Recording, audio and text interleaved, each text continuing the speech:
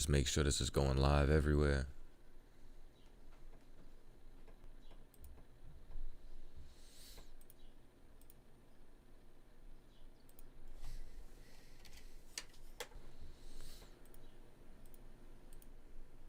All right, so we are on YouTube, Clubhouse, and we should be streaming on Connecticut or Boston. I didn't get a chance to finish this topic the other day, like I said, because of technical difficulties, but we're going to get into it today. So today's topic is about enduring in the truth. So I want to go over some things, definitely, especially because like a lot of times when younger people are in the truth, there's always something that we go through with our family. There's always somebody trying to come against you, persecute you, you know what I'm saying, trying to stop us, you know what I'm saying, from finding out our identity. All right. So I think everything's up and running. If y'all have any questions on topic, you can go ahead, type them in the chat.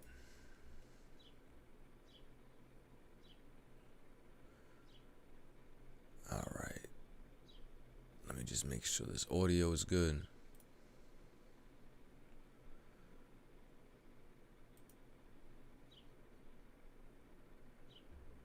Hey, shalom to everybody in the chat. So now, once again, this is ISUPK New England. Make sure y'all subscribe to ISUPK Boston, ISUPK Connecticut. And I think we're good everywhere.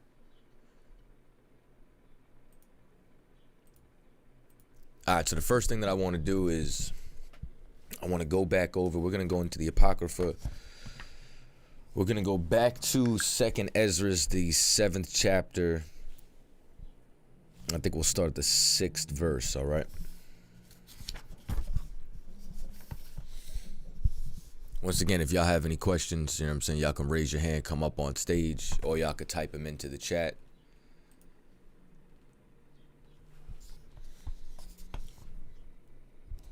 All right. So we're going to start at 2nd Ezra chapter 7 and verse 6. There is also another thing, a city building set upon a broad field, and it is full of good things. So this city is the kingdom, all right? This city is the kingdom that every Israelite is attempting to get to. And none of us are going there until we endure to the end, because there's trials that we have to go through to make sure that we'll be worthy of it. Once again, shalom to everybody in the chat. Make sure y'all subscribe to, once again, ISUPK Boston, ISUPK Connecticut. All right.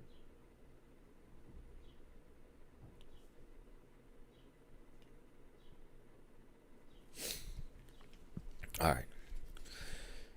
Verse 7. The entrance thereof is narrow and is set in a dangerous place to fall, like as if there was a fire on the right hand, and on the left a deep water.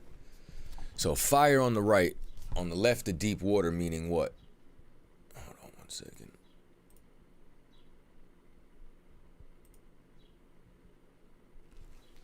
Meaning that this is narrow. Like when the scriptures turns around and speaks about how narrow is the path to life, but wide is the gate to destruction. Wide is the Christian church. Wide is the Muslim mosque. Wide is, you know, New Ageism and witchcraft and all these other, you know what I'm saying, things that they're trying to turn into senses of spirituality, which just is really nonsense. Idol worship, forms of self-empowerment, people just wanting to worship themselves. All of these things, you understand, are the gates to destruction, but narrow is the path to life. But it's extremely easy to fall off that path. Everything is trying to rip you out of the truth. Everything is trying to, you understand, knock you off course from getting to this city that is filled with good things, getting some relief. You know what I'm saying? What the Christians call salvation, which is really being saved from your enemies. And Israel has enemies. You understand? Our enemies is every single other nation on this planet. And unfortunately, our family, our people, our own people join in with them and become our enemies. Verse 8. And one only path between them both, even between the fire and the water, so small that there could only but one man go there at once. That's how narrow this path is, that only one person can fit at a time. If this city now were given unto a man for an inheritance, if he never shall pass the dangers set before it, how shall he receive this inheritance? So one of the things that I was speaking of before the last time I attempted to do this class, when we had some technical difficulties, was when it comes down to the truth is not a lucky rabbit's foot. You know what I'm saying? Like, it doesn't mean that you're going to turn around now and everything in your life is just going to dissolve. You know what I'm saying? Meaning every bad thing doesn't mean you're just going to live blissfully. It means that you're going to be able to get the strength to overcome any obstacle that's in your life, any lust that you have, any childhood trauma. You understand? All of these different things that transpire. You know what I'm saying? Like, because you might have been in the world 30 years, 40 years, 50 years. Now you got all these different little idiosyncrasies. Now you have all these different habits that you have to learn how to break. All of this is a part of not falling in that fire, in that deep water. All of these things are the things that you have to battle in order to stay on that straight and narrow path. You understand?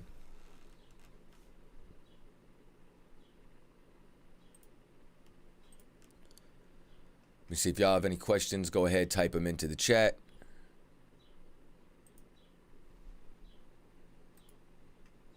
Also, if y'all have any questions, you can come on stage and ask.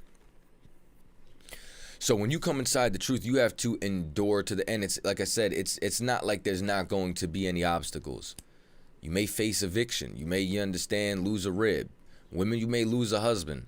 Might try to take your children away. Whatever the case may be, all of these things, right, you have to lock in and be able to endure. I'm going to continue on to verse 10. And I said, it is so, Lord, that he said unto me, even so also is Israel's portion. So what is Israel's portion? Israel's portion is the kingdom of heaven. Israel's portion is rulership of the planet Earth. That's what the kingdom of heaven is. Don't let the Christian church lie to you and make you believe that you're going up in the clouds with little white naked angel babies and harps and you're going to be reunited with your grandmother. That ain't how this works. You get what I'm saying? In any way, shape, or form. They have lied to us about heaven and hell. They have also lied to us about what the kingdom of heaven is. And the kingdom of heaven is Israel's portion, is Israel's inheritance. Verse 11, because for their sakes I made the world.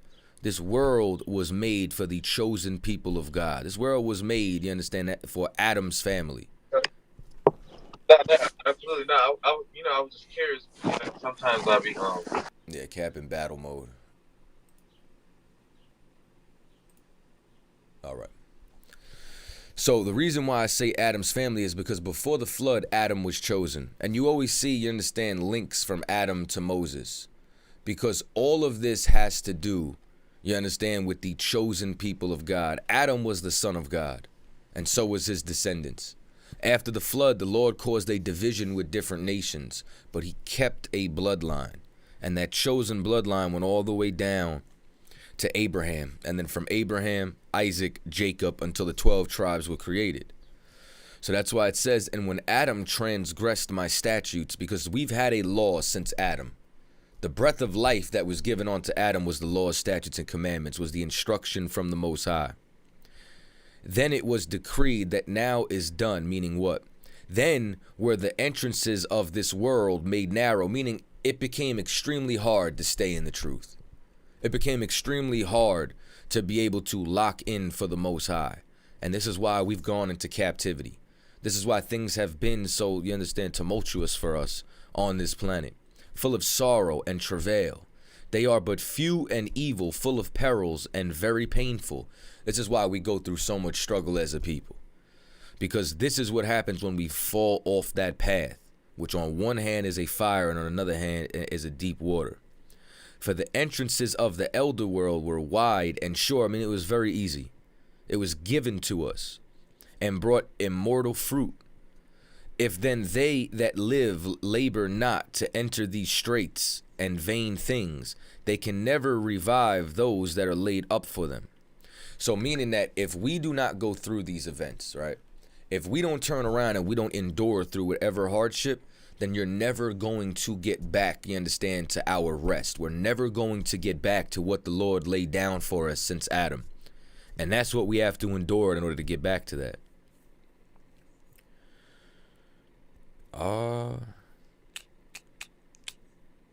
Just drop down to verse 17. Then answered I and said, O Lord, that bearest rule, thou hast ordained in thy law that the righteous should inherit these things, but that the ungodly should perish. So that means that no matter what goes on in your life, like it's not a choice to not follow, to disobey God. There's no choice. You know what I'm saying? And it's like having a choice is American. Like having a choice is democracy. Having a choice is all the things that they turn around and teach inside of this place. And none of that is Israelite culture. Like it's not a choice if you wanted to eat pork or not. It's not a choice if you wanted David to be your king, if you want Christ to be your king. Israel is not a democracy. And in order for you to endure in here, you have to remove choice from your mind. You got to even remove the option. Like, I don't even think I have an option if I'm going to camp or not. I go. There is no option. It has to be done. I don't consider if I have an option of whether I'm going to do cross the line, teach class, obey the law, statutes, and commandments. Like, none of these things are an option. None of these things is like, oh, okay, yeah, let me think about it. And the day that you decide to remove that option from your mind is the day that you're going to become stronger. It's the day you're going to be able to endure in here longer. Because once again, I said this last week, but we never got a chance to go into it. It's because the laws, statutes, and commandments is literally the meaning of life. And the meaning of life has been written inside this Bible for thousands of years. And you got some, monk on a mountain somewhere in Tibet meditating, trying to figure out, taking vows of silence. They setting themselves on fire. When this book is in every motel, every hotel, every courthouse, free Bible apps, you know what I'm saying? The works. But now let's go to Ecclesiastes 12:12. And further by these, my son, be admonished, of making of many books there is no end. And much study is a weariness of the flesh. Yeah, there's many books. There's only one book of God's law. Let us hear the conclusion of the whole matter. So when you read Ecclesiastes, what Solomon was doing was, Solomon was the wisest man on the face of the earth before Christ. When the Lord asked him if he wanted riches, he asked for wisdom. So the Lord said, man, I'm going to make you richer than any man on the face of the earth and give you wisdom. And he was exceptionally wise. And as a result, he went and he started to look at life. He started to look at, you understand, how life cycles. He started to look at how you can build the most vast empire and leave it to a fool. He started to calculate all these things and say, man, this is vanity. Just eat, drink, be merry. You understand? Enjoy the fruits of your labor, because all this goes so quick. This is what he was explaining. So the conclusion of the matter, he's talking about life. He's talking about all the things that he has observed from being extremely rich and powerful. And he says, I've had all the cattle. He's like, it's vanity. It means nothing. I've had all the women. It's vanity. It means nothing. So let us hear the conclusion of the whole matter. Fear God and keep his commandments, for this is the whole duty of man. That's the meaning of life. It's that simple. And his commandments are not grievous. Mean it's not going to harm us in keeping them. In fact, it's going to increase the quality of your life. And that's why, like what I notice is people who have a Christian mindset, They try to think of everything in terms of righteousness. Yes, be righteous. Yeah, in righteousness, Ak. Nah, bro. Like, you want to increase in wisdom? Think of things in fearing God. Like, think of things in, would this anger the Most High if I do this? If you think like that, if you actually genuinely fear the Lord, that's the beginning of wisdom. That's what's going to get you to keep these commandments. That's what's going to prevent you from offending somebody or from going off or falling into your lust. If you genuinely fear the Lord. And it takes time to get to that mindset. It's not something that happens overnight. It's not something that just changes, but it is either easier when you actually have, you understand, brothers and sisters doing it with you. It is easier when you have somebody policing you who can check you when you're going off, when we can police each other. Because nobody can do this alone. If you can do this alone, if you can clean yourself, we would have had no reason for Christ to come in the first place. There would be no reason of a priesthood. There would be no reason for him to establish disciples to go out and then teach the people. We wouldn't have to read about Jeremiah, a man who was sent to clean Israel, Ezekiel, Moses, all of the prophets, Micah, all the way on down to, you understand, insert anybody, Nahum. We wouldn't have needed priests and prophets if we can just do it on our own, if we can do it as individuals. So now let's go to Mark, the 4th chapter.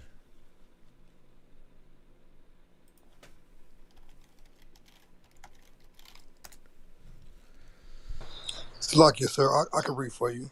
If you could, let's go to Mark 4:1. Con. All right, you can read it when you got it. All right, this is Mark 4:1. And he began again to teach by the seaside.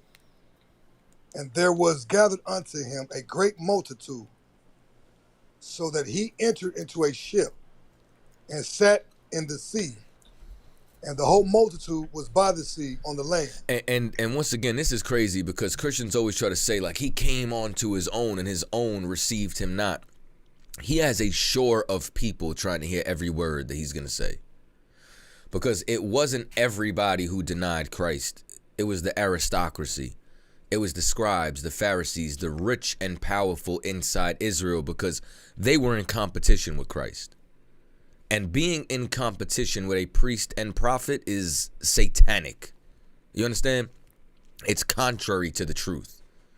Because they wanted power. They wanted Christ's seat and authority. And they were unworthy to sit in that seat. So the people did believe on him. But it was his enemies that didn't want to lose their seat with the Romans who had him taken out. Who set up a council without his knowledge to speak about him. You understand? Like, really, you understand some treachery in order to try to destroy our king. Read on. Verse 2. And he taught them many things by parables, and said unto them in his doctrine. In what? In his doctrine. In his doctrine. That's extremely important. You understand? Read on. Verse 3. Hearken. Behold, there went out a sower to sow. So now this is a parable. So this is a story being told in a metaphorical fashion. Go ahead. And it came to pass, as he sowed, some fell by the wayside, and the fowls of the air came and devoured it up. So what exactly was Christ talking about here? So, you know what I'm saying? For time's sake, I'm not going to read the whole parable because he breaks it down later on. But this all has to do with endurance. But before we get there, I want to get to a point about what it actually means, you know what I'm saying, as to why Christ taught in parables. Drop down to verse 10. Come. Verse 10. And when he was alone, they that were about him with the 12 asked him the parable. So now, what's all this seed talk? What does it mean that some seeds fell on stony ground? Like, what message were you trying to convey? The disciples didn't get it at first, what he was teaching. Read on. And he said unto them, unto you it is given to know the mystery of the kingdom. Unto you it is given to know the mystery of the kingdom of God. Meaning that a mystery is what? You understand? Something that not everybody can solve. There's a specific group of people who are able to understand this truth. There's a specific group of people who's going to get it. It's not for everybody. And that's one of the biggest burdens inside the truth that you have to endure. That people you love are not going to understand this truth. People you love and care about are not going to value or care about this as you do. Read on. But unto them that are without, all these things are done in parables. They that are without what? They that are without the truth. What are these people without? These people are without Christ teaching them. These people are without somebody to give them understanding, because he's talking to the disciples. Who's without? Everybody who's not in that circle. Everybody who's not under Christ and his disciples' authority. They are without. And that's why they get it in parables. It's not for them to understand it. Read on. Verse 12. That seeing they may see and not perceive. Christ is purposely teaching that someone will look and not perceive. Won't be able to see what's happening. And hearing, they what? And hearing, they may hear and not understand. Because that's what hearing is. He that have an ear, let him hear. It's talking about understanding. Only way you can't hear is if you're deaf. Understand this. Go ahead. Least at any time they should be converted, and their sins should be forgiven them. Y'all think Christ loved everybody? Y'all think the Most High sent him to love everybody, when meanwhile he was making sure some people could not understand his doctrine? But there was a select that he gave it to. So if you have an ear, understand this. Now let's get some understanding on the parable. This is what he taught his inner circle. This is what he taught those who obeyed him, those who followed his orders, those who sacrificed everything. Read on.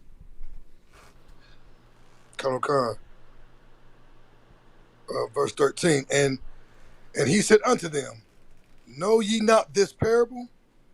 And how then will ye know all parables? He's like, so you don't get this? How you going to understand anything? He's like, all right, I'm going to bust this down for you. Good? The sower soweth the word. You understand? The sower soweth the word, the truth, the words of the Most High, what we're supposed to obey and follow. Go ahead. Verse 15. And these are they by the wayside, there where the word was sown, but when they have heard, Satan cometh immediately and taketh away the word that was sown in their hearts. So these are the ones that was sown on the stony ground. You know what I'm saying? This happens all the time, man. This happens at camp. I watched this happen yesterday. See, like the one thing you got to know is that when you're at camp, right, when you're teaching somebody, you're not teaching people. You understand? Like you're teaching spirits. There's other spirits out there. Somebody with a demon on them. You understand? Somebody who's got Satan inside of them. While somebody is listening, you're going to watch this happen at camp. You're going to be on the mic. Somebody's going to be listening. And some other person from the crowd is going to go over there and whisper something in their ear like, this is what you believe? You don't think this is true? Hey, what about this? And try to distract them to be able to stop this seed from being planted in this person's mind. That's what your heart is. Your heart is your mind. So Satan comes immediately and tries to prevent this from hitting good soil, from taking root. Read on. Verse 16. And these are they likewise, which are sown on stony ground, who when they have heard the word, immediately received it with gladness. So like they hear us talking about, you understand, how blacks, Latinos, and Native Indians are the greatest people on the face of the earth. They hear us talking about the oppression and all the truth.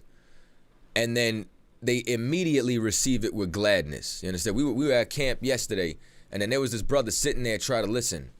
He was with his homeboys. They trying to go shopping, chase tail, whatever, trying to pull him away. And he fighting it. He's trying to listen. He's smiling, laughing. He's like, yo, that's the truth. That's the truth. But read on. Verse 17. And have no root in themselves, and so endure but for a time. Afterward, when affliction or persecution arises, the words of for the word's sake, immediately they are offended. You understand? So now you got somebody who they hear the word, Satan comes, snatches them, pulls them away. Then you got somebody who sticks around just a little bit longer, and it sounds great. You understand?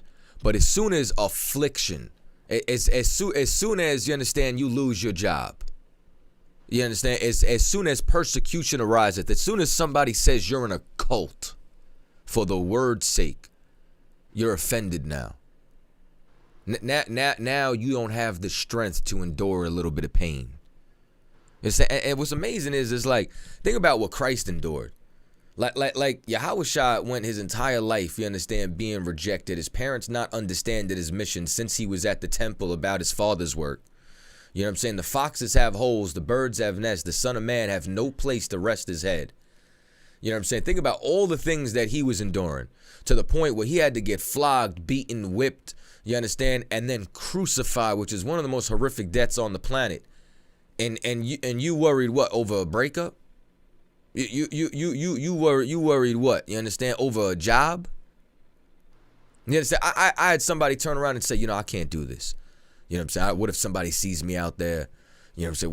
What if I lose my job? You know, everybody knows everybody in this town. I'm like, you know what I'm saying? What do you do? I'm thinking he's the CEO of a Fortune 500 company. He's like, I'm a line cook.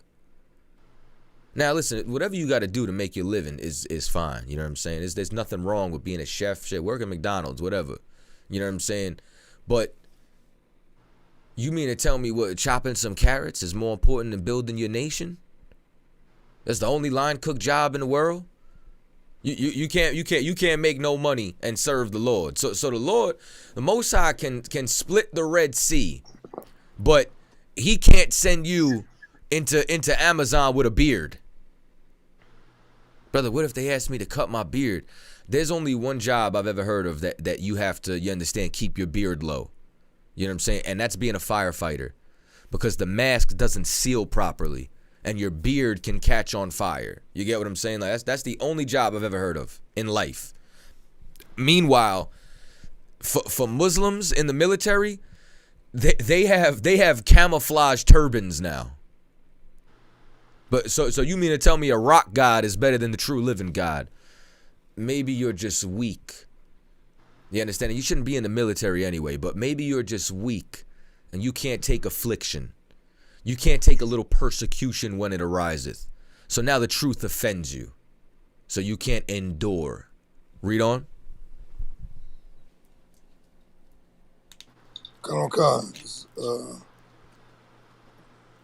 Verse 17. No, it's verse 18. It's like, and these are they which are sown amongst thorns, such as hear the word, and the cares of this world, and the deceitfulness of riches, and the lust of other things enter in, choke the word, and it becometh unfruitful. So now maybe you come around for a little bit and now you grow longer. You know what I'm saying? Like so your time, you understand, that you're studying stays longer. But then you were thrown and you were dropped in among the thorns. So as the plant grows, they have no room to grow because the thorns, you understand, are choking them out. So now this is where your pockets are hurting you for too long. Maybe you got blackballed in your industry because somebody found out you were a radical black Israelite extremist and everybody did know each other. You understand? Maybe you understand all your lust, whatever the case may be. You know what I'm saying? Now you become unfruitful. Now you become useless to the Lord because all you care about is your own desires and your own agenda, and you can't endure. You can't feel a little bit of a pinch. You understand? You might have even graduated Hebrew Academy, and best believe we're coming to get that cover back. You understand? I got 3 in my closet right now. Right now. Yes, that's like that story that we read a couple of weeks ago when those who came up against Moses and was riding with Korah. You understand? The Lord said, "Go, forget the men. Go get the censers. Bring the censers back. We'll find much worthier men, you understand, to rock those covers. Believe that." You know what I mean? But it's like these are the people that it's like they don't get deeply rooted. You have to get rooted in this truth. You have to be able to get rooted and locked all the way in. You understand? Read on. Verse 20. And these are they which are sown on good ground, such as hear the word and receive it and bring forth fruit, some 30-fold, some 60, and some 100. You understand? And that's what you want to be. That's what Commanding General Yohana was. Commanding General Yohana was sowed on good ground. That's why look at all the fruit that he's produced. This is why you see us in the UK. This is why you see us in Boston. This is why you see us in Connecticut and California and Alabama and Mississippi. And you understand? Lord be with them brothers in Mississippi. Jesus Christ, there's some nuts out there. You know what I'm saying? Texas. You know what I'm saying? Texas started with Dallas. They in Houston, Killeen, and all these different areas. Ohio, Canada, Nicaragua, Jamaica, Trinidad. All these different areas. Because when you actually come in the truth, you're supposed to reproduce. You understand? Like, you can't be a lazy servant who buries his penny. You got to work now. You understand? You don't come up in the truth and now you just just hang out on the Sabbath. I'm just gonna come to class and get these lessons and just be selfish. You understand? And not put your brick in and not contribute absolutely anything to your nation. But if you want to endure, you have to get deeply rooted and fall on that good soil. You have to not allow anything to distract you, and you have to be willing to like absolutely lose everything. You know what I'm saying? Let's drop that. And now remember, that was a parable that wasn't for everybody. Give me Hebrews 12:4.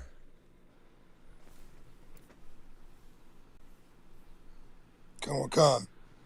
This is the book of Hebrews, chapter 12 and verse 4. Ye have not yet resisted unto blood, striving against sin. Which one of y'all bled in this truth? Huh? That's what I want to know. Which one of y'all resisted onto blood? Who was out here trying to kill you for this? Oh, nah, nobody? So what are you complaining about? You know what I'm saying? Like what do you possibly have to complain about if nobody trying to kill you for this truth? See, now, I know men that resisted onto blood, like Captain Kaposh in the Kentucky 8. You understand? Them brothers, you understand, fought their way out of a life or death situation with machetes and guns and all that. You know what I mean? I know men that went into cartel territory and could have got decapitated. You understand? Just to feed some people from what did Trump call it? A shithole country. You understand? The undesirables of the earth. You understand? The Most High and Christ loves, and Commanding General Yohana sends his soldiers. You understand? Even into danger for our people. Now you sitting at home. You understand? Just watching YouTube. What have you done? We all got to make sure that we're worthy of this. We all have to make sure that we're worthy of rulership. You understand? Worthy of the kingdom. There was some nut that called the radio show the other day saying, yeah, the kingdom and the slaves we gonna have. And I asked him, I said, yo, what you doing to get that? And he was confused out of his mind. Like he had no idea what I was talking about. Because it don't come with observation. It don't come without a sense of struggle. It don't come without a sense of pain. It don't come without a work ethic inside here. It'll never happen. Give me 1 Peter 1:13. Come on. This is the book of 1 Peter, chapter 1 and verse 13. Wherefore gird up the loins of your mind.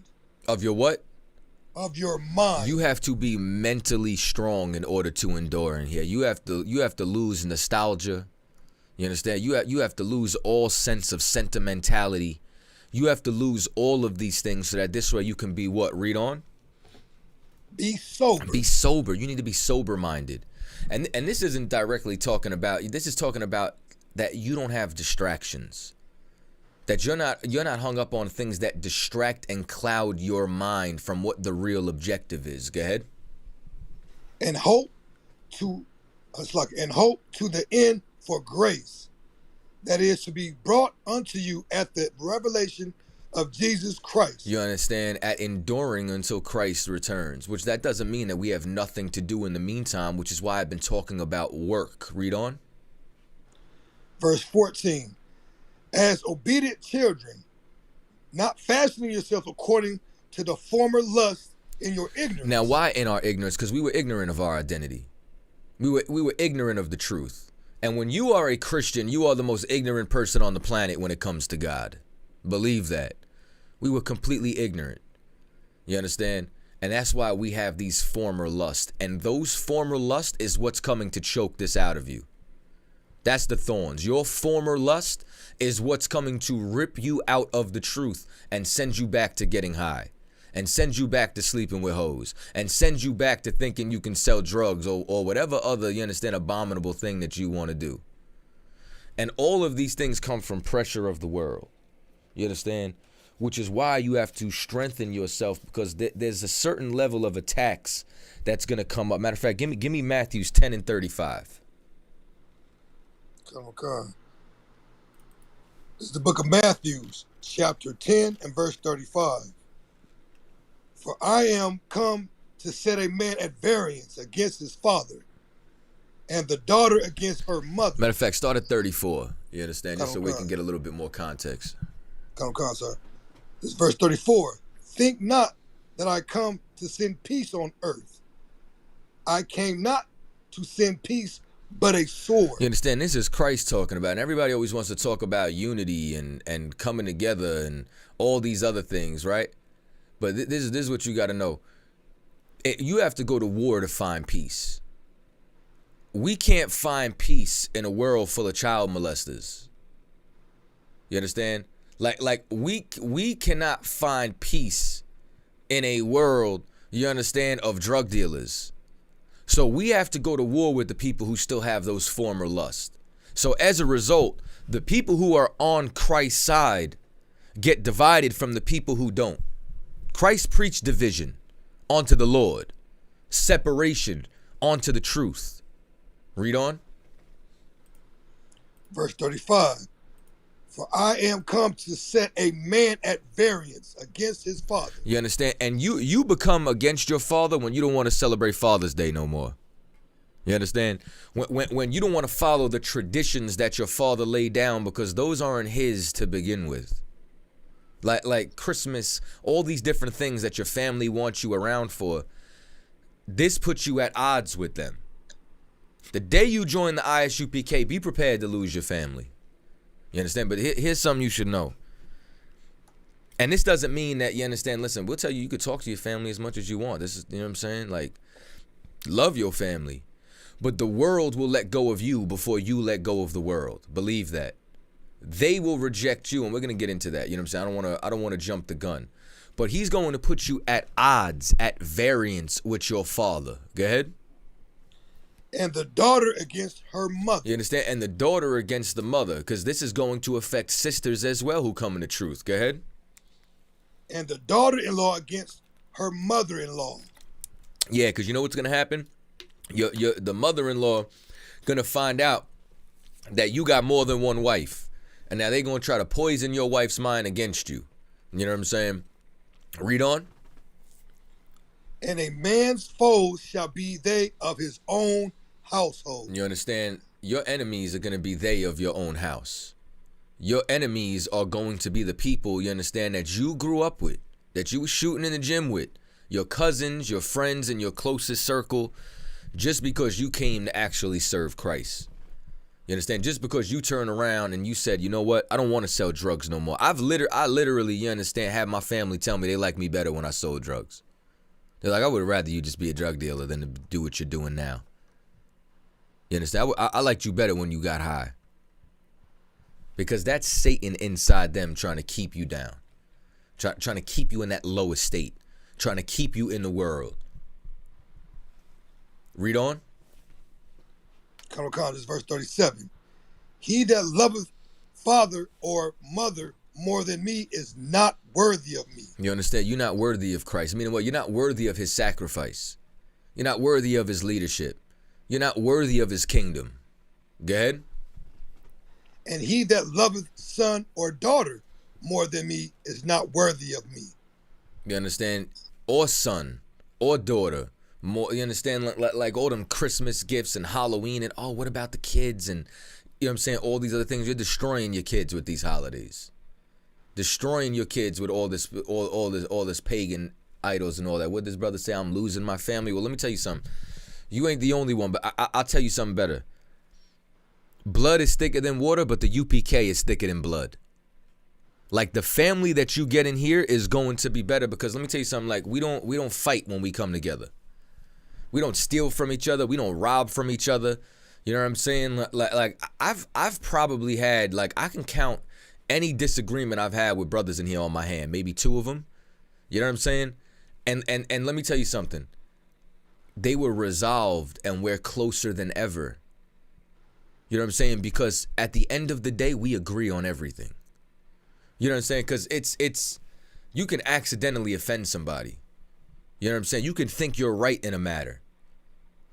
But that's why we have judges inside of Israel. That's why we have councils. That's why we have all these things set up in place to keep us together, because in this battle, we're all we got. Because it's like, not only are you losing your family, not only is your family coming against you, you know what I'm saying? But now, you know what I'm saying? You're coming against the Christian church. You're coming up against and speaking against all the evil that the government did against us. Like, we're literally at war with the entire planet. You know what I'm saying? So now you mean to tell me you're going to try to prefer somebody else who's not suffering like you, who's not sacrificing like you, working like you? Nah, we better prefer each other. That's how the hell we endure and get through this. Read on.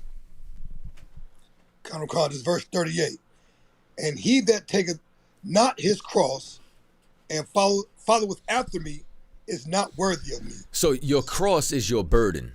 You understand? Like, your cross is being rejected by mother and father-in-law and losing your entire life, right? But how many of y'all resisted onto blood? Y'all worried about a little bit of rejection? That's the persecution you worried about? That's what you so upset about? That somebody you know and you're close to rejects you, so you can't do the right thing now? You can't come together with your people? No, you got a sickness inside you, and that sickness is called weakness, because you don't have the strength to do the right thing. You don't have the strength to come together with your brothers to serve Christ. You're lacking inside of you. You understand? If you cannot bear that burden, you're not worthy of Christ. You're not worthy of what he laid down. This is not a lucky rabbit's foot. This is not a good luck charm, the truth. This does not end, you understand, the strife that's in your life. But it does give you the strength to overcome it and change it. You understand? And especially, like, this is something that everybody's going to go through. Because your friends and your family, they of your own house, they're going to be your foes. They're going to be your enemies. And those are the same enemies that Christ was talking about to love. Don't get it twisted with another nation. When Christ said love your enemies, he was talking about your mama. He's talking about your father.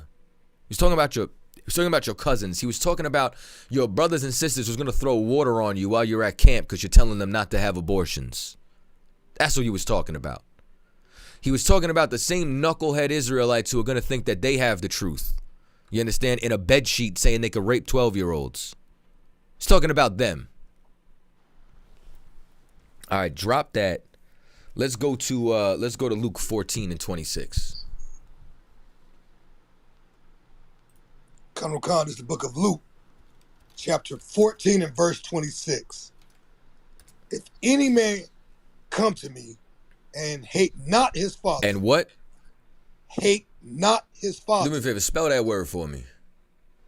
H-A-T-E. I'll throw hate not in the Bible. If any man come to me and hate not his father. Good? And mother. Ooh-wee. Good? And wife. Sheesh. Go ahead. And children. God damn. Go ahead. And brethren. Uh-huh. And sisters. Whoa now. Go ahead. Yea, and his own life also. Go ahead. He cannot be my disciple. If you do not hate all of these things, meaning your life, your children, your brothers, your sisters, meaning you cannot love them more than the truth. This hate is talking about being loved less. And the day that you start to think of love and hate as not emotions but actions, and not in animosity, but just in opposites of each other, you'll start to understand love and hate. You'll start to realize that there is a wrong type of love and a right type of hate. That's what you'll be able to bury inside of you. And it's so amazing too, like, just on topic, but it's like It's like I talk to brothers and they like, man, but like y'all seem hateful and I just don't know if I could hate like that. And I always turn around and tell people, like, we don't require anybody to hate. Like hate has never been a requirement in here. Love is a requirement in here. And it just so happens that when you get taught real love for your people, when you get taught real love for blacks, Latinos, and Native Indians, let me just teach you a quick secret real quick. Hate comes naturally. Like, I love every black, Hispanic, and Native Indian so much that every time I see a cop murder one of us, it makes me hate our enemies even more instantly because I have an attachment to them. Like my realm of love isn't just for my son. You understand? It's who's in here right now. It's for Captain Nazariak's sons and daughters. You understand? It's Sakan, you understand, and whoever he's attached to it and associated with. Malakwath and his wife and his children. You understand? Like, I love them like I love my immediate family. And you know what? The same thing goes down for every black, Latino, and Native Indian. Because when somebody murders one of them, they're murdering one of ours. They're murdering our family. So as a result, the hate just comes naturally because of how real that the love is. Well, if you really love the Most High, then just know when you don't give your mother the Mother's Day card, you understand, when y'all don't buy your father that cheap pair of cologne, you understand, or socks or whatever the hell y'all was going, you understand, get him and pretend to honor him for a day, you're hating them. When you don't celebrate the holidays they taught you and raised you in, you're hating them. When you don't show up to Thanksgiving. And in hating them, you're loving the Lord. Because you love the Most High enough that you're going to offend even the people who changed your goddamn diapers. Read on. Come, verse 27. And whosoever doth not bear his cross and come after me cannot be my disciple. You understand? And if you're not willing to do these things, you can't be his disciple. You understand? And let me explain something to you. You might have to go and fight for custody of your child. You might lose your child. Your woman might run away with your child. You understand? You might be denied by your parents. They might write you out the will. You understand? Whatever the case may be. If you even got an inheritance to leave, because most of us, you understand, like, been renting our entire lives because we are oppressed inside of America. But when you take a look at all of this, none of that has to be worth it. What has to be worth it is this nation. What has to be worth it is this family. You have to endure. And on a long enough timeline, the Lord will bring you your children back. You know what I'm saying? Lord will give you another wife or two or three. You understand? Who will all give you a better and larger family where y'all can all serve the Most High together. But you're going to have to endure. You're going to have to bear that cross. Bear that burden. And if not, you can't call yourself a disciple of Christ. You can't call yourself a servant of Christ. You can't turn around and say you're in the truth if you can't endure hardship. You're not in the truth. You should just go back to the church. You understand? You should go just, I don't know what y'all do outside of here. You know what I'm saying? But bang a tambourine, whatever it is that you feel as though you need to do, because you're not built for the war. You're not built for the revolution of building this nation. You're not radical. You're not an extremist. You're not a soldier. And that's what you have to be in here. Matter of fact, give me John 15:8. Let's go there. Come, this is the book of John, chapter 15 and verse 8. Herein is my Father glorified, that ye bear much fruit, so shall ye be my disciples. You understand? And once again, bear much fruit that we be his disciples. You understand? Because we have work to do in order to bring people in here. But you're at John, but I need you at John 15 and 18, Salaki. I think I said 15 and 8. Oh, Salaki, sir. Yeah, that was my mistake. Come on, Con. This is the book of John, chapter 15 and verse 18. If the world hate you, ye know that it hated me before it hated you. You understand? Like, if the world hates us for what we do, you have to know that it hated Christ before it hated us. So now I need everybody to just ask themselves a question internally, right? Like, I need y'all to ask yourselves this question. Are you better than Christ? You understand? Like, are you better than Yahushua? I'm not. I don't know about y'all. I'm not. In no way, form, shape, or fashion am I better than him. So if you're not, then who the hell are you to not go through this? Like who the hell are you to think that these problems are original to you? Read on. Come on, Con. Verse 19. If ye were of the world would love his own. Yeah, when you of the world loves his own. You understand? Like, when you still smoking, and that's another thing, right? Like I did an interview on Knock TV. Shout out to Officer Knock out in Philly, Officer 5000 Knock. You know what I'm saying? My brother. You know what I mean? We're supposed to come to the studio today, but I ain't saying nothing. So when you turn around and you take a look at the question that he asked me, he says, "Do you believe that there's any brotherhood in the world?" You know, he was talking about friendship, and I said, no, I don't think that there's really real brotherhood in the world. I've seen pieces of it, but I haven't seen brotherhood in totality. I said what there is there's convenient friendships. Like we grow up and you cool with somebody just because they in your neighborhood. Like you're cool with somebody by environment. You're cool with somebody because you went to the same school together, because you played on the same team together. You know what I mean? Like, you're cool with somebody because y'all two smoke weed and you work the same slavery. So now when you get off work, you go get high together and you start hanging out. And then as soon as you stop smoking, all of a sudden that person doesn't want to hang out with you anymore. Because here's the thing, right? When you give up smoking weed, that's a strength and a battle that other person doesn't have anymore. And the demon inside them wants them to keep smoking, so they have to reject you in order to keep them. Because now you're awakening something in them, like, damn, like, you quit? Damn, that's good. I wish I could do it too. You understand? But now that spirit wants to pull them away from you, because the world would love his own, because they want to keep getting high. You're now a representation of what they can't do. You're now a representation of a weakness that they have. So as a result, they reject you. Because y'all ain't gang anymore. Y'all ain't cool no more. Y'all can't be in the same clique. That convenient friendship is over. You don't have the same agenda. You don't have the same commonalities. Read on.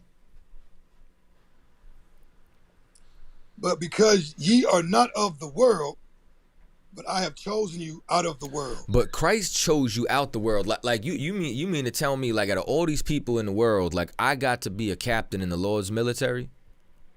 Like, and then I'm gonna what, piss on that? Nah. And you shouldn't neither. Like it said, Christ chose you out the world.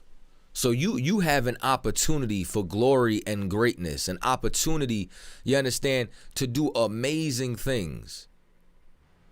But now what, you gonna let like someone else's opinion of you stop you? You gonna let a slavery stop you? Y'all want to chop carrots? I got you. No sweat. That's more important. Being a servant, you understand, in this kingdom is greater than being a servant in our own. That don't make sense to me. Read on. Therefore the world hateth you. Yeah, the world's gonna hate you. You understand? If you hate the ISUPK, you are in the world. And you could stay there for all I care. Because I love what's in here more than anything else. What's in these gates, we are going to protect. What's in these gates, we are going to prefer. Because these people went through all of this. They were rejected by the world. They were hated by their own, just like Christ was. We suffered together, and that makes us family on a different level. Like when you share pain with somebody, Brother, like that is a different type of bond. You understand? Because not only are we in it, we healed from it and overcame it. Read on. This verse 20. Remember the word that I said unto you. The servant is not greater than his Lord. Man, the servant ain't greater than the Lord. Well, we all serve Christ. You ain't greater than him. Go ahead. If they have persecuted me, they will also persecute you. Yeah, then they going to persecute us as well. So you better gird up your mind and be, you understand, gird up your loins and be sober-minded. You better be prepared for the battle that's ahead. Go ahead. If they have kept my saying, they will keep yours also. Do you understand?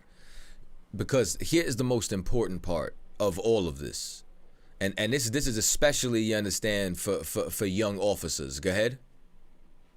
But all these things they will do unto you for my name's sake, because they know not him that sent me. If you hate anybody in the ISUPK, you don't know the Lord who sent us in any way, shape, or form. And here's the thing. You don't hate us. And the day, if you're a brother or sister in here and you understand this, is the day that you won't take this personal. Because they don't hate you because of you. They loved you. They loved who you were. What you became is something that the Lord made. What you became is the Most High's will. They hate him. The day you realize this don't got nothing to do with you, but everything to do with the Lord, is the day you could stop being so emotional. It's the day you can stop taking everything so personal. It's the day that you could realize that this has to do with a spirit. You understand? And not with the flesh. That this got to do with demons on people and not something that's inside of you.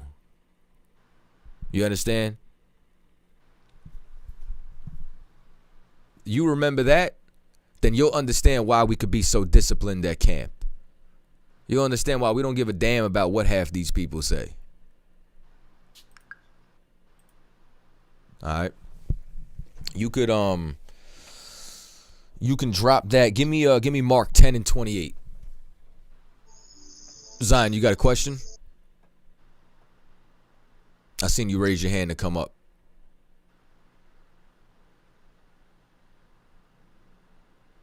All right, if not, we can read on. This is the book of Mark, chapter 10 and verse 28. Then Peter began to say unto him, Lo, we have left all and followed thee. And have followed thee. Read that again. Okay, verse 28. Then Peter began to say unto him, Lo, we have left all and have followed thee. We have left all and followed thee. This is what the rich man couldn't do. Remember, and I'm going to keep bringing this up. The rich man kept the law. And I can't stand when people say, but I keep the law, like you did something. Like it mattered. I breathe air. See how dumb that sounds? I breathe too. It's a necessity for life. But you know what he couldn't do? He couldn't sell everything he had and follow Christ. Because the truth is about work. It's about putting your brick in. Peter lost everything, left everything to serve him.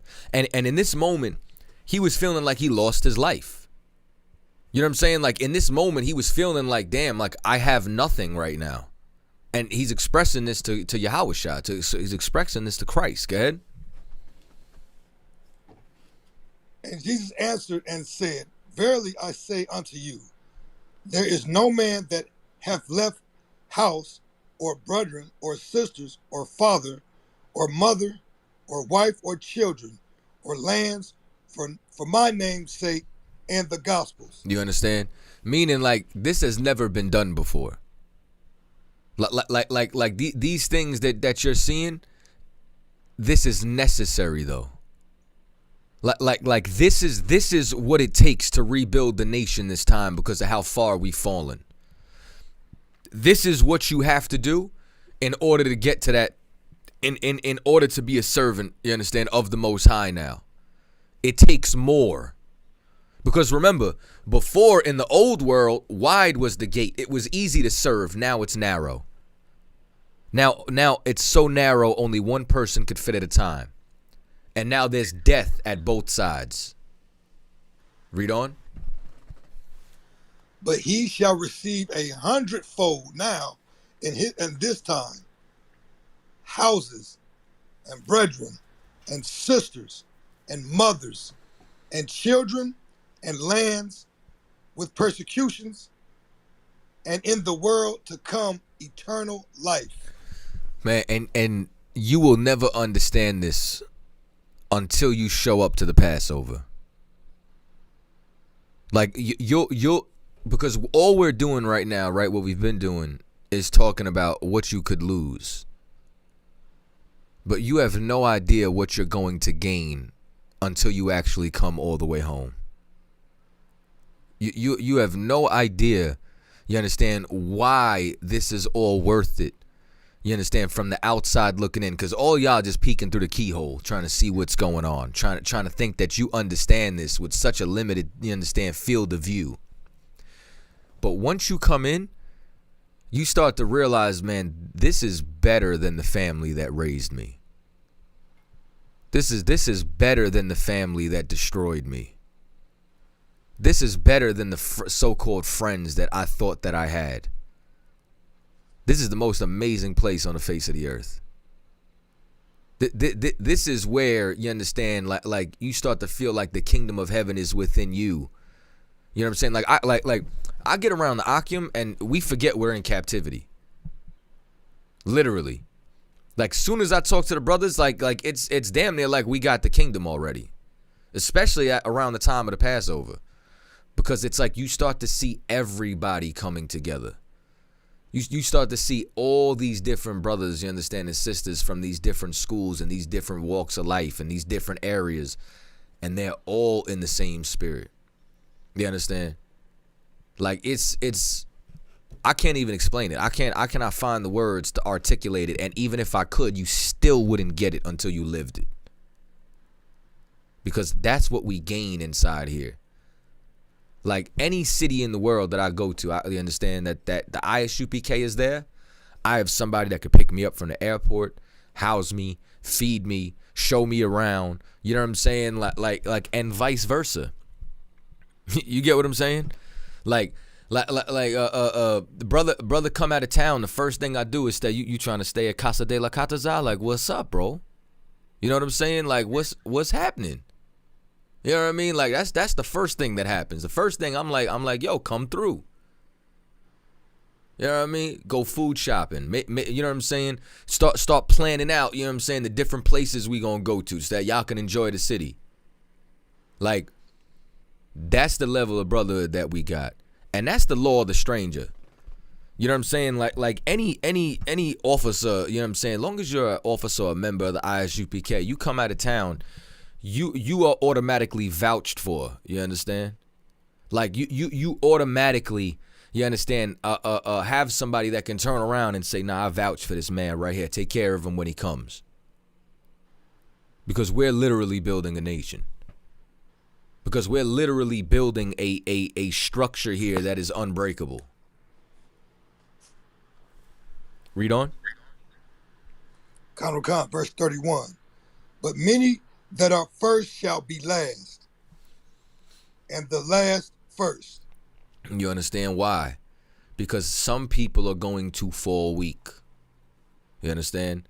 There's going to be a rearranging and a shuffling of everything that you think is supposed to be first and what is going to be last. Because the Lord is going to put all of that inside of order.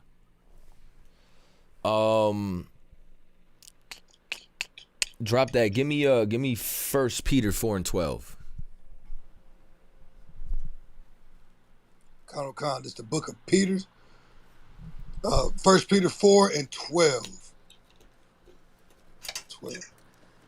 Beloved, think it not strange concerning the fiery trial which is to try you. Yeah, think it not strange of the trial.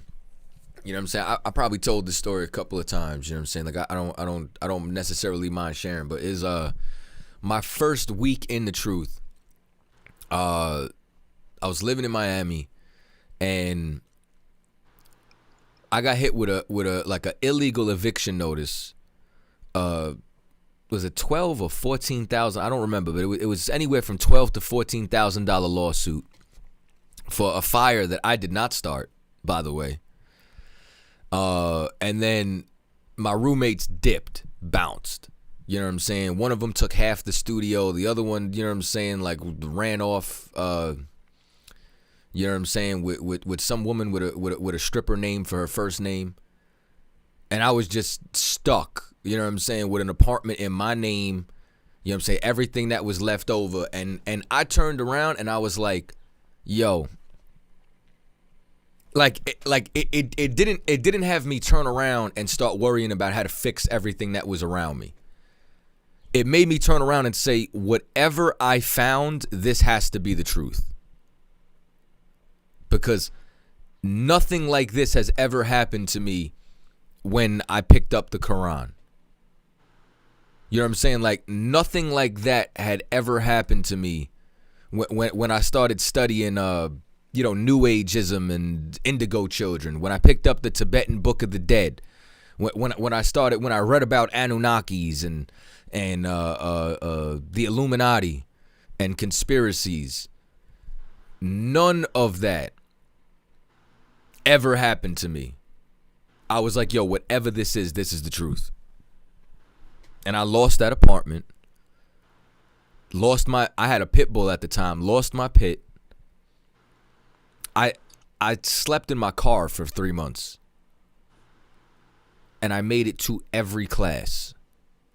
I think I missed one class on Friday, and Captain Shawur checked the shit out of me. He was like, what better did you? Because back then there was no one mandatory class. You know what I'm saying? So it was like, to him every class was mandatory. So he's like, what better did you have to do than to take back your language? I ain't never missed a class after that. You know what I'm saying? Ever. But it was like all of that is things that you go through. You know what I'm saying? And in retrospect, I'm more appreciative of it.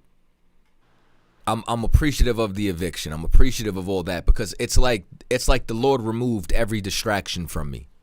It's like everything that I lost would have distracted me from becoming Kataza, from getting my Hebrew name. You know what I'm saying? From being on this direct path that I'm on right now.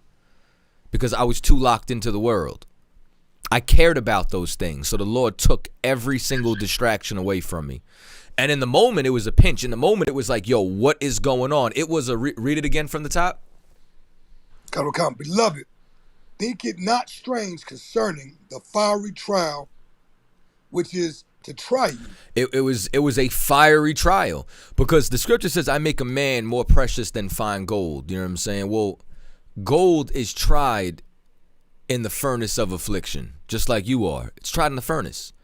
You find gold, and it's got impurities in it. And that's what every brother and sister is in the world. You're gold, but you're gold that's still got crud in it, dirt and extra metals and all that. So you have to be put into the fire in order to burn out all of those impurities. Well, you get thrown in that, and now all those impurities is everything toxic in your life. Is anything that's going to prevent you from getting to that kingdom with that good place, on that path that you have to walk in order to get the inheritance of Israel, in order to make it there. And some days it's going to suck.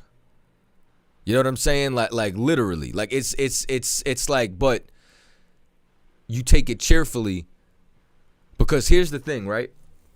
Somebody in the world goes through that alone, or with somebody without the wisdom of God. I had Captain Nazaryak. I had General Mahayman. I had all my Akim that was around me. We had each other. So I could pick up the phone and somebody was going to have all the answers. I could pick up the phone and somebody was going to be able to tell me and instruct me on everything that I had to do in order to set my life straight. Read on.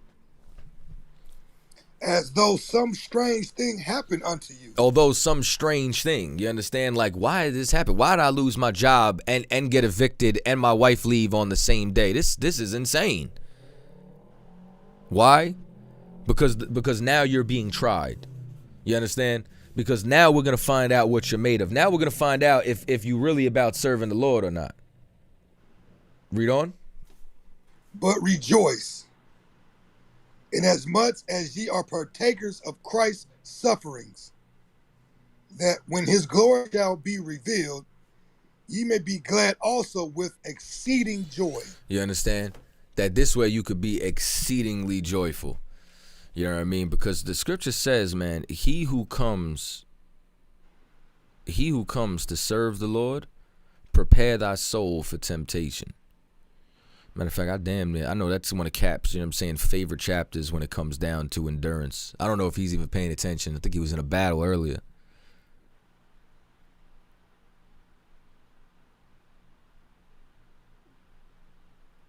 Yeah, he not paying attention. I figured I'd give him a second. I thought he'd chime in on that one. I didn't hear you. I'm sorry. No, I was bringing up he who comes to serve the Lord, prepare thy soul for temptation. I was like, if he would have heard that, he would have chimed in. No, you teaching, man. I'm letting you rock out. You know, just enjoying the class. Ain't even listening. Let me stop. That's my brother, man. Yeah, man, I'm letting you rock out, man. But you know, we're gonna go. Let's go to Ecclesiasticus, the 2nd chapter in the Apocrypha. And let's go to Ecclesiasticus 2:1, and we'll start there, right? Because all of this has to do with endurance. All of this has to do with this fiery trial that is to try you, that you have to endure through. Khalil Khan, this book, the book of Ecclesiasticus, chapter 2, and verse 1. My son, if thou come to serve the Lord, prepare thy soul for temptation. You understand? If you come to serve the Lord, prepare your soul for temptation. Like that's how you know. You understand? When that level of temptation and persecution hits you. Because it's like you could have a beard your whole life, and then the day you come into truth, somebody like, you Muslim? Nah, I ain't Muslim. I ain't. Now all of a sudden, everything that's going on with you, people want to nitpick at. Why? Because they're trying to persecute you to choke the truth out of you. They're trying to see if you're a seed that fell on stony ground or not. Read on. Set thy heart aright and constantly endure. And what? Constantly endure. Constantly endure, because Satan comes in seasons. Like don't be foolish enough to think like, I went through that trial, it's over. Nah, it's like if you could understand this, all right. One, everything in life is warfare, right? And then two, a brother told me this, and this was extremely wise. Matter of fact, it was actually Officer Kazak Thamar. He said, man, he's like, you know what I realized? I'm like, what? He's like, you're either in a storm, leaving a storm, or going back into a storm. And like the day you could comprehend that, you'll be able to tell the difference between all three of those. You'll be able to tell when you're leaving. You'll be able to tell when you're in one. You know what I'm saying? You'll be able to tell when you're going back in. And it's like, especially like there's always a season, and you can tell the season. Like something goes on, and I'm like, okay, here's another one. Okay, all right, it's time. You know what I mean? And you're gonna have limited times of reprieve. But then the storm is going to come back, because it's like one thing I can't stand about Christians is like when they say things like the night is always darkest before the dawn. They make it seem like you're gonna have eternal sunshine, because the sun comes out, right? and then you know what happens? It sets again, and the darkness comes. And then the night is darkest before the dawn. Then the dawn comes, and now you in the light. And then noon, and then it sets again. Because that's life, and the Lord reigns on the just and the unjust alike. So you have to constantly endure. Read on. And make not haste in time of trouble. and make not haste in times of trouble. And that's what so much of us really are trained to do from the world is to make haste, make rash decisions out of emotions, run from things. In trouble, you got to sit back and really calculate it. You got to count the cost before you go to war. You got to say, what is really happening here? And don't just rush, you understand? Because a solution is going to be there, without a doubt. And if you don't have a solution, the number one thing that you can do is call counsel. Let me tell you something. I would have been knocked out the truth a long time ago if I didn't call for counsel. You know what I'm saying? If I didn't have somebody I could call up and help me jump my demons with. And once again, that is the beauty of the ISUPK, is having counseling programs, is having somebody you can call with all the answers to everything in life. Like I say this all the time, like I don't know what y'all do without a General Muhammad. You know what I'm saying? Like y'all don't have a Captain Tazaryak in your camp. You don't have a Captain Mashak. You don't have all these generals. I know you don't. You don't have somebody of that caliber. You got somebody who wants to be like them but ain't study at their foot to be able to absorb it. Y'all just, watch the YouTube video and imitate. But that's another topic. But the point being is I don't know what y'all do without him. Because I know damn well I would not have won custody of my child without General Muhammad's tutelage and instruction. And then once he taught me how to go and have the strength to fight for custody of my son, you know what he told me? Now teach other men to do so. Now go teach the next man. And I had the ability to do so because I had done it and because I had followed that instruction that he gave me. Because the truth don't change. You know what I'm saying? So since the truth don't change, what I have to do is what you have to do. It's just your turn to do it. It's just your time to rise to the occasion. Or fold and go back into the world and, you know what I'm saying, and get high or, you know what I'm saying, whatever the hell y'all do. Go to strip clubs and throw money and, you know what I'm saying. I don't know what y'all do outside these walls. Read on. Cleave unto him, and depart not away, that thou mayest be increased at thy last, at the last end. You understand? Because there's going to come a time where you're going to be increased, but you have to endure through all of that. Read on. Whatsoever is brought up, whatsoever is brought upon thee, take cheerfully. Take what? Take cheerfully. You understand? Take it cheerfully. Good. And be patient when thou art changed to a lower state. And be patient when you're changed to a lower state. And take it cheerfully, man. You know what I'm saying? We take it cheerfully because this isn't happening to us, you know what I'm saying, for no other reason than the fact that we are in the truth. Because you could be in the world going through this. You know what I'm saying? So take it cheerfully and be patient. Endure through it. Because you know what's going to happen? It's like you get impatient and then a knockout blow comes. You know what I'm saying? You need a certain level of resilience. You have to be able to endure because whatever it is that's bothering you, here's what you need to know, right? Satan is going to try to use it against you. So if it's you trying to get a new crib, as long as it's literally bothering you inside yourself that you don't have your own crib, Satan's going to say, nah, give me another month. Give me another month. Give me another month. I could break him. I could break her. You know what I'm saying? Because it's still inside you. You got to get to a point where it don't even faze you. You know what I'm saying? Where you just in the rain. Like, all right, whatever. You know what I'm saying? Where you're functioning inside of it. Because you can't allow it to interfere. You know what I'm saying? You can't allow your spirit to dip and your countenance to dip. That one is going to affect the other people around you. And then two, that it's going to get to a point where it affects the work of the Lord. Because if anything affects the work of the Lord, you're now a broken cog. You understand? You know what you do with a broken cog? You replace it with one that works. You do not want to get replaced. Read on. Khan, this is verse 5. For gold is tried in the fire, and acceptable men in the furnace of adversity. You understand? In the no sweat. You understand? In the furnace of adversity, and that's that fiery trial which is to try you. You understand? So think it not strange, Because he who comes to serve the Lord, prepare thy soul for temptation. You come to serve the Most High, you better gird up your loins and prepare yourself to be tempted. You better not think that this is going to be some cakewalk or that you're unworthy of it. Like, once again, who the hell you think you are? All right, any questions so far? Hey, did you do 12 chapter? Salaki, sir, you in the blender. I said, did you do Matthew's the 12th chapter? I didn't get there yet. You wanna take a cap?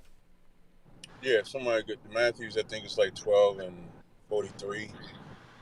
It goes right along with Ecclesiasticus and like everything you kind of been bringing out, as far as enduring. Another long book, which is probably too long for a class, is the book of Job. Job was a righteous man, but he was tested in adversity. And it wasn't until he realized he deserved everything the Lord gave him that was the wisdom he was lacking. Like he had the mind state that he wasn't doing nothing wrong. Why is he suffering? And it wasn't until he realized he deserved it all that he got everything back. Like when you think about coming into who has the scripture first? I think it's like Matthew 12 and 43 when it says when the unclean spirit is gone from a man. I got it, sir. Can you read that? Khan. This is the book of Matthew, chapter 12 and verse 43. Mm-hmm. When the unclean spirit is gone out of a man, he walketh through dry places, seeking rest, and findeth none. Like this is almost like the first step for everybody that feels they've come into the truth. And so when I think of this scripture and when I think of like real life and how people equate, give you the perception that the truth is like this wonderful thing where all your problems are now solved. You're not going to get anything. I came up from a Christian perspective. So I remember in the Christian church, they was like, all your sins are forgiven. Life is going to get better. But then you got to go right outside to all of the danger, all of the hell, all of the issues. And so in one breath, they telling you, nah, you ain't got no more problems. But then you going outside and you facing the same problems. That's why when Katas brought out Ecclesiasticus, the second chapter, when you come and serve the Lord, prepare your soul for temptation, because that's when you get your realest battles. You get your realest battles when you actually truly serve the Lord. You're a familiar spirit outside of being in the truth. A familiar spirit in the sense that that demon knows you exactly because he done made you do everything he wants. You like that nigga, he know, oh, who, Rashawn? Oh, yeah, I know him. He get weed Monday, Wednesday, and Thursday. He have sex with whores on Saturday and Sunday. I know his routine is set down packed. And then you take this scripture we just read, when the unclean spirit is gone from a man, that spirit goes seeking dry places and finding none, because now when you come into the truth, Rashan, he stop smoking weed. That whore he was sleeping with, he starts to not sleep with her. And so now where you was at one time a familiar spirit, now that demon starts saying, damn, where's he at? I don't see him. You know what I mean? I ain't seeing him on Wednesday. I ain't seeing him on Friday. Keep reading. Khan. Then he saith, I will return into my house from whence I came out. Mm-hmm. Now, so now you say, man, I got to get back in that house. That's what I need to do. Because he realized, because you're that familiar spirit of the cat, that he knows what your sin is, and now you done cleaned and got rid of him. He said, I can get back in there. So I'm going to go back to that house. But when he goes back to that house, keep reading. And when he is come, he finds it empty, Mm-hmm. swept and garnished. Now, why does he find it empty, swept, and garnished? Because you done came into the truth. These brothers done told you all the real evil you was doing, and you actually believed what they told you. And so you cleaned yourself up. So when that demon comes back, and if I could, in Matthew's the fourth chapter, when Christ was tempted by the devil as well, which lets you know there's nobody above temptation. Even Yahushua got tempted. When Yahushua beat that temptation, it says he left him for a season, which lets you know what? That demon came back to Yahushua too. Just like it's going to come back to you. And you can clean yourself up and never believe that them demons don't come back to you. And it's not a new demon. It's always the first demon. The first demon that you fell in love with is always the demon that comes back. And when it comes back and see you cleaned up and swept and garnished, he don't respect that. He don't respect that you cleaned yourself up and say, okay, he done cleaned himself up. He's a changed man. I'm gonna leave him alone. That's not what he does. Keep reading. Then he then goeth he and taketh with himself 7 other spirits, Mm, more wicked than himself. mm. So now he finds a new method to get Rashawn to go back to smoking weed, to go sleeping with whores. So the whores he was sleeping with on Friday and Saturday, he'll find a new whore. And I guarantee you that whore got a head wrap on, or that whore got garment down to her foot. And so she don't look like the typical whores he was with. Now it's a different type of whore. It's the or the weed man now, or even better, the weed now becomes legal. So now it's legal. So now you can smoke it in some other fashion. But if you notice what it says, it comes back with 7 more demons more wicked than him. The wicked ain't evil. The wicked is not evil because, and Cottage, I'm trying not to be too long winded, but if you don't mind, I'll try to wrap No, it up. no, come on with it, Cat. I appreciate it. So even when we think about demons, and here's the thing about a demon, right? And here's why I always, if anybody that's ever gotten counsel or had a conversation with me, I call everything a demon, every single thing. And the reason why I do that is because when we think of demon, we think of something nasty and disgusting, some ugly ass nigga, usually a white person or something like that. But in reality, that demon is beautiful to your eyes because it's what you love. It's what you have to fight from your carnal side. So that whore, that's why I said that whore, she'll have a head wrap on her head. She'll have a garment down to her foot. She looks beautiful to where you don't think that's a demon. Nah, she right. This a righteous sister. And then after you get with it, then you be like a wicked woman is given to a wicked man because you fell for the trap. The demon is never ugly, ever. The demon is beautiful. The demon becomes ugly when you become more righteous. When you become more righteous, all the demons that you used to love look uglier and uglier and uglier. And then you're able to resist it. That's how, if for advice sake, if anybody wants to measure their level of righteousness, measure it by how much you love the same demons that you loved before you came into the truth. And if you love them the same, then you know your righteousness is not where it should be. But the scripture said he taken with him 7 more demons worse than the first. Keep reading. And they entered in and Mm-hmm. dwelled there. Mm-hmm. And Now the they la- enter in. I'm sorry. Yeah, I want you to read that last part. Read that. and the last state of the man is worse than the first. That's why endurance is so important. Matthew 24:13, Yahweh shall say, he that endured to the end, the same shall be saved. The end is your death or the kingdom returns. That's your end. So you'll be fighting for the rest of your life. Your life is one big test that never stops. When you wake up tomorrow, it's a test. You wake up 5 years from now, it's a test. That's your life. That's the whole point of endurance. And this life is, there's never going to be a time where you're not going to get tempted. You're not going to have a test. And that temptation is in you. Now, how hard the temptation is, or how soft the temptation is your level of righteousness. To whereas at one time, if you was addicted to smoking 3 blunts a day, and then you come into the truth and now you gave it up, you still smell, like you'll still walk somewhere and you'll smell that weed. Your nostalgia is a demon.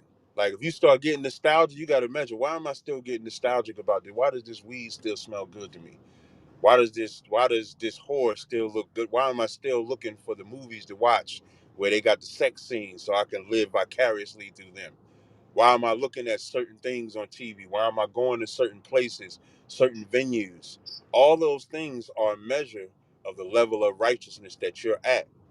And you want to make sure you're at the highest level of righteousness because them demons will enter you if you're not careful. So I yield with that, conscious. I appreciate you letting me bring that up. Nah, no sweat. It was definitely necessary. You know what I'm saying? The water, Cat.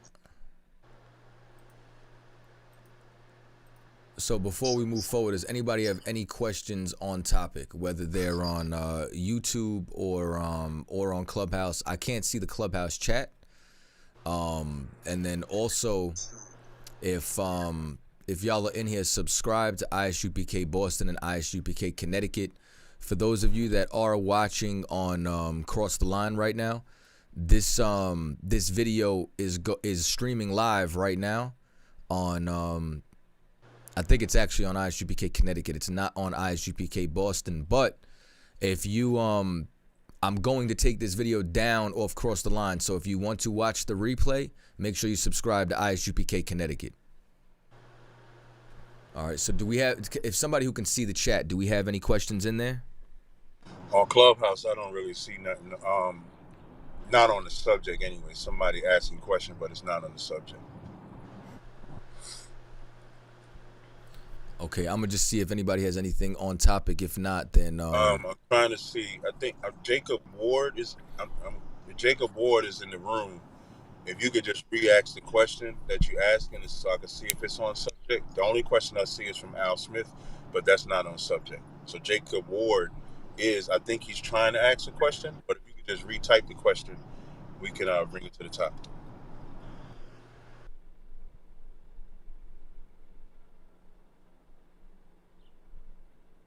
okay. I'm just saying I'm not getting any questions that's on topic. I'm getting questions off topic also on YouTube. Yeah, and Jacob Ward, the hand raising is not for this type of class. You want to type your question in the chat, unless Kadazai, you want to bring him up, but I would rather at least see what his question is first. That way he doesn't deviate from the subject. Yeah, oh, I just seen who Jacob Ward is. Yeah, I'm good on that. Okay, so Jacob Ward, if you want to at least first type your question in the chat, we can see if it's on subject, and then we'll decide if we'll bring you up or not. We just don't want to deviate. And if you notice, we did the same thing with Al Smith. His question is not even being read because it's not on the subject of endurance.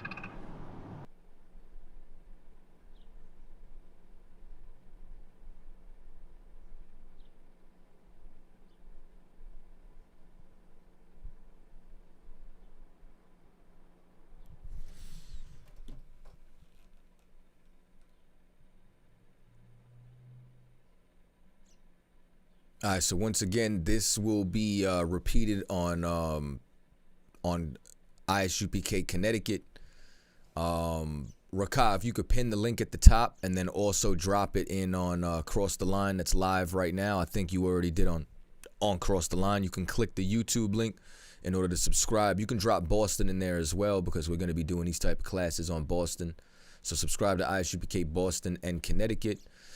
I don't see any questions that's on the topic, so I'm going to get into some questions that's off the topic. Michael Evans asked, how are you saved from the second death spoke of in Revelations? So the first thing you have to understand is the first death. So the first death is what? I just want to see if anybody knows, or Michael Evans, if you know, what is the first death that's spoken of in Revelations? I'm going to give you a second to type it in. We got about 25 minutes remaining in class right now, so like I'll open the class to, you know what I'm saying, questions off topic.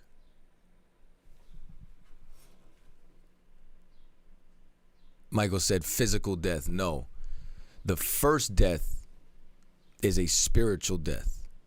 The first death is what happens when you're born again. You understand? So one of the perfect precepts that I could give you is, let's go to Romans, the 6th chapter, and I'm going to just start at 6.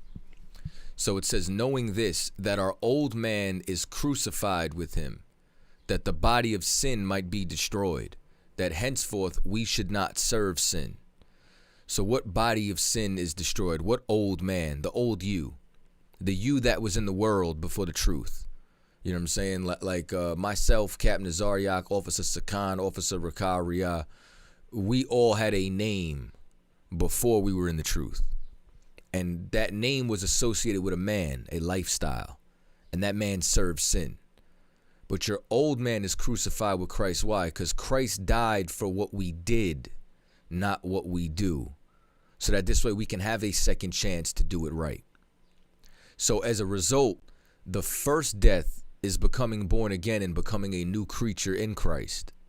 So that this way the second death does not partake over you. Because anybody who's not a part of the first death, doesn't come into the truth, you understand? Who doesn't, you understand, free themselves from serving sin, who doesn't change their ways, they will experience the second death. So now let me ask you this then, Mike. What is the second death now that you have the understanding of the first death?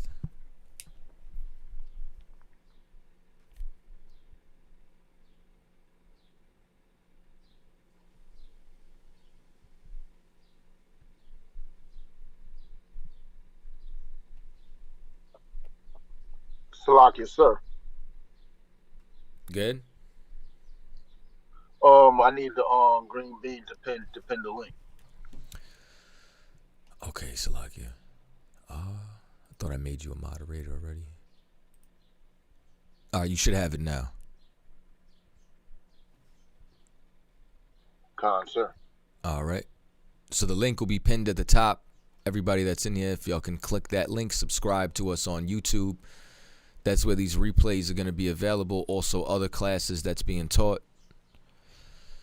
Brother said, being cast into the lake with hell and the beast. Okay, the second death is a physical death. That lake of fire that you're speaking of, Mike, is thermonuclear warfare. It's the judgment of earth. It's the judgment of America. It's when Babylon falls. All right? So if you are born again, you understand? If you have killed the old man, then the second death is not going to affect you, because that's where salvation comes from. That's what being saved from our enemies and the destruction of our enemies comes from. That's what salvation is. Salvation is not, you understand, that feeling of warmth and love that the Christian church talks about. You know what I'm saying? Like being wrapped in a blanket out the dryer. You know what I'm saying? That's not salvation. Salvation is being spared from maybe that's what I'm going to go into for next class. Maybe Armageddon, you understand, is being spared from the destruction that is coming to earth. All right. If y'all can see in the chat, either Sakan, Raka, if you could let me know if there's any other questions on Clubhouse. In the meantime, I'm going to scroll back through on YouTube. Hey, you said you was taking questions off subject, right? Yes, sir. I think the brother Al had asked in the chat. He had asked, why is salvation only focused for Israel? That's a small mindset. That was the small mindset was a statement, but his question was, why is salvation only focused for Israel? The other brother, Jacob Ward, I just don't know what his question is. He just wants to come on stage and seem like he wants to rant, so I'm kind of ignoring him. But the Al Smith brother, that was the question he asked. Okay, the water cap, you want to take it or? No, you the teacher, man. I'm just listening, man. I'll bounce you the ball. I'm just, you know what I'm saying? I'm just wondering here. No, man. I mean, you got it. I mean, if I, I'll chime in, but you being the teacher and this your zone. If I want to chime in, I'll just throw in something. But if you want to answer the question, that's fine. Okay, no sweat. The water cap. So I think the problem is some people have such a wide mindset that their brain falls out. And then when their brain falls out, they don't understand the Bible. That's what ends up happening because of the indoctrination of the Christian church. The emphasis that's put on Israel being saved is because that's the Bible. The Bible says that only Israel will be saved because this book is about Israel. It's about how they were created. You understand? It's about how their nation was formed, how the nation fell, and how the nation will be redeemed. This is not a book that is for everybody. Like, this is the only history book on the planet concerning a people that every other race picks up and wants to be a part of. You know what I'm saying? But nobody turns around and reads something about the Song or Han dynasty and says, yes, my people. Yeah, let's read about this. Wow, look at all of our great achievements. You know what I'm saying? Like you're not related to them. You know what I'm saying? Same thing. Like if you're not related to the Mongols, then the Mongolian Empire and Genghis Khan and Kublai have nothing to do with you. If you're not related to the princes in Arabia, you know what I'm saying? Then they have nothing to do with you. Well, this is the same thing when it comes down to the Bible. The Bible is a history book about a particular racial group of people, and the Christian church has committed a heinous act by removing race from the deck when race is the most important card in the deck. It should be the only card in the deck. So the problem is that you understand you need to shrink your mindset and actually lock in on what the scriptures is saying. The scriptures does not have salvation for any other nation because none of these other nations need to be saved. What does the white man need to be saved from? Like, who hunts him? You know what I'm saying? He runs the world. He runs the planet. Everything. You know what I'm saying? I make this joke all the time. I say, yo, I was eating Honey Nut Cheerios, and on the back of the box it said, "Save the bees." I said, save the bees from who? Like, which one of us is making the bees extinct? Like, are black and Hispanics the ones tearing down rainforest?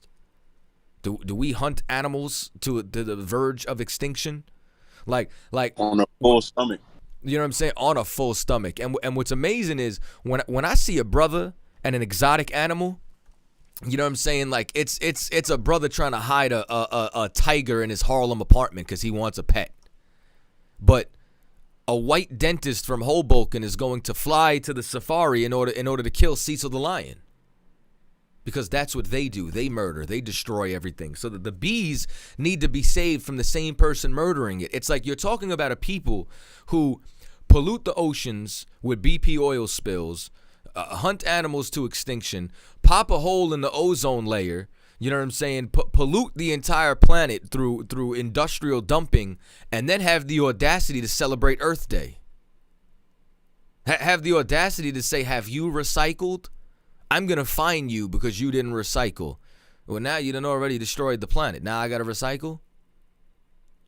So the bees need to be saved from the same person who's killing them, which is this other nation that is not an Israelite. We need to be saved from them. Cap, I don't know if you want to add in on anything on that. No, you broke it down pretty good.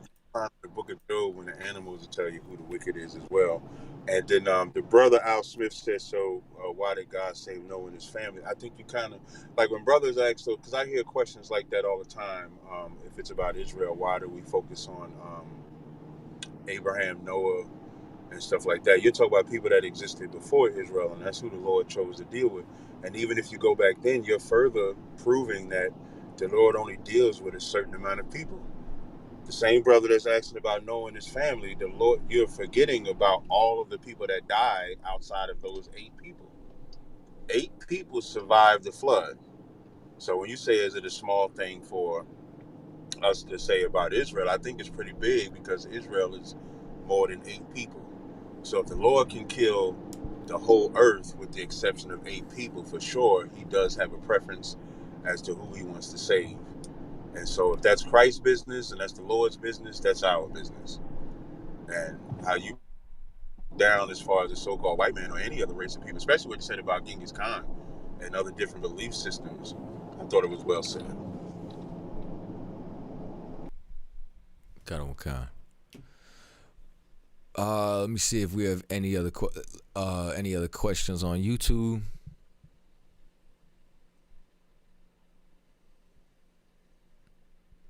The version of the Bible that we reference is the King James 16:11. You start to scroll up.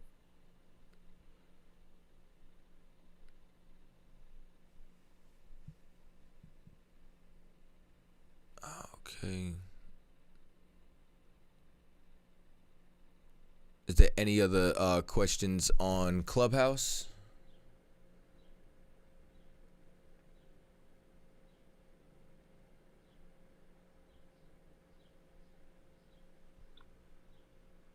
Salakia, sir. No other questions. All right. I do got another one from Michael Evans. I'm just trying to see where the original question was. Here it is. Can I get a breakdown on Revelations 3 and 14? Let me get there to see what we're talking about. Revelations 3 and 14. And unto the angel of the church of the Laodiceans write these things saith the Amen, the faithful and true witness, the beginning of creation of God. And then, see, the rest of your question is, these angels doing things in Revelations, are they doing things through men, nation, or themselves? So when specifically, it depends on what it's speaking of, right? So when you're reading inside Revelations 3, what you're going to see is like Revelations 2, Revelations 3, like, for example, that's the message to Laodicea, right? So this is talking about a specific group of people. There were angels that were over the churches. You know what I'm saying? So this is Revelations 3 and 13. He that hath an ear, let him hear what the Spirit saith unto the churches. So the same way you have everything inside, like what you bind on earth, you bind in heaven. So everything in the physical has a spiritual counterpart. That's why Captain Nazariak was explaining earlier, when I counsel, he brings up the spiritual aspect of calling out what a demon is, of calling out certain behaviors, certain ideas, certain things that's going to get you to move away from the truth or act in a wrong fashion. So the same way, like, there's a man over a church, the same way there's a number one or a number two. In the Bible, it translates them through Greek as a bishop or a deacon, is the same way we have captains over schools, you understand, generals over regions, things of that nature. Well, over these churches, while there was men over them, there was also angels in charge over those churches as well. You understand? These schools that were established throughout Asia Minor. So now these same schools, when they were going off or when they were failing, the angel would get checked and chastised in the spirit for as to why these men were failing, because they had a job to do. You understand? Meaning, like what's going on as to why these churches is failing. You understand?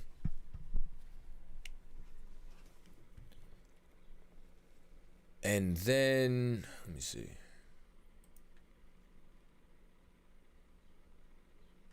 I think a brother asked about how does he stop smoking weed, or his struggle with weed. I don't know if you want to answer that or not. He said what, Cap? I'm sorry, I didn't catch the last How part. does he- Issue. I guess he has an issue with smoking weed. How does he stop?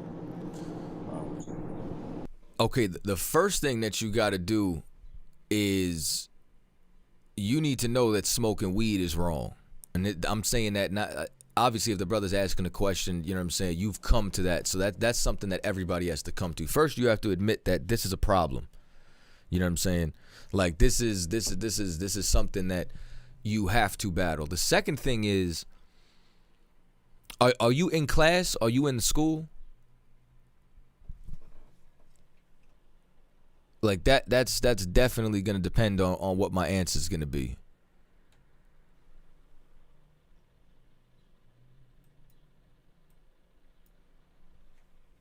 This is on the YouTube, I believe, if you see it. This is on the YouTube. Okay, Salaki and the Water Cat. Let me.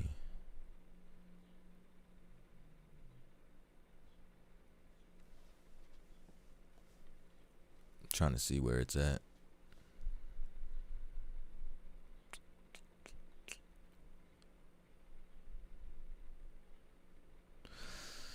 Well, here's what I'm going to tell you, right? Because I can't see your comment, but you're gonna have to come to class, Ak, and you're gonna have to make yourself and your life about something greater than yourself. And you're going to have to change yourself, and you're going to have to kill the old man, like what we were talking about earlier. Because the reason as to why I put the weed down is because I never would have been accepted in here. There was positive peer pressure. You know what I'm saying? So I could not go to camp high. I could not come to class high. I could not be considered a priest or a prophet and do this job inside the ISUPK and smoke. So as a result, I had a goal. I had a motivation. You understand? The weed was not worth, you understand, losing my ability to be given the authority to teach. You understand? You have to find something to replace that weed. You have to find something that's going to say this weed is not worth it. This is worth more to me than the weed. And above everything, you also have to look at yourself and you have to say, like, when you smoke weed like that, you're self-medicating. I don't care who you are. You're running from reality. You know what I'm saying? You're literally trying to just not feel the pain of trauma, reality, stresses of the world. And you have to say, do I want to be healed? Because any other medicine in the world that you take, it's to get better. You understand? But the problem, like it's not a sickness like that you need an antibiotic for. You know what I'm saying? Where your throat hurts and all that. You know what I'm saying? Like, and then now you're taking the antibiotic to get all this bacteria out of you, this infection out of you. But the point is, you stop taking the antibiotic so that this way you can be healed and whole. Like, you want to take the medicine to get whole. If you're smoking every day, you're sick. You understand? You have to say, when am I not going to need the medicine anymore? When am I not going to be sick? And the only way to fix that, because that's a spiritual sickness, is you need a spiritual answer. And that answer is inside the ISUPK. That answer is inside being able to go to camp, is being able to receive instruction. So unless you're willing to do that, like, you might as well smoke, bro. You know what I'm saying? And smoking is a sin. Smoking is unlawful.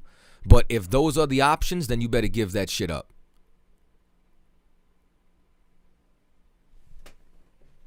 Salaki, sir. Yeah. We have a question in Clubhouse. A brother wants to know what chapter verse was you referring to when a demon came back to Yahushua. What were you referring to? Matthew 4. Yeah, that was me. Matthew's 4th chapter, when it says the demon left for a season. That's how you know they don't leave permanently. So when you read Matthew's the 4th chapter, I think it's once he, when he was like, if you the most high, if you the son of God, or I'm paraphrasing, when you jump yourself off the mountain or whatever, and that's when Christ said you ain't supposed to tempt the Lord, and it says he left him for a season. Demons only leave you for a season. That's my point.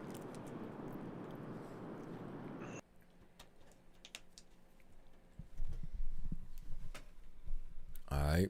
I'm going to flip through, see if there's any other questions. Just Music says, I have one. Do they have to say 1611 King James to be the right one? Okay, so you can have a KJV, but it could be missing the Apocrypha. The 1611 has the Apocrypha right before the New Testament, because the Apocrypha is the Old Testament. So it's just a matter of, do you want those books separate, or do you want them to be found, you understand, in the same place or not? All right. Reading through these comments, trying to see if there's any other questions.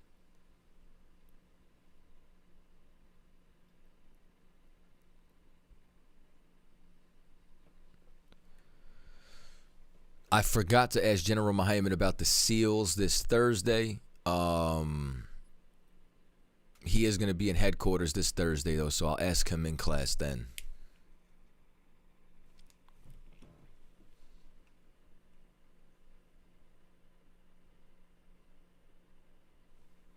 All right, I think that's it. So if that's it, then I'm going to go ahead and end the class. Make sure you subscribe to ISUPK Boston as well as ISUPK Connecticut. The links are above as well as in the chat. And then also, like I said, this class on Cross the Line is going to be taken down. So if you want to watch the repeat, subscribe to ISUPK Connecticut. All right. So with that, I say shalom, Yahweh Bashem Shabrak to all my brothers, Yahweh Shema Thab Bashem Yahweh Shah to all my sisters. Shalom. Yahweh Bashem Yahweh Shabrak. Good.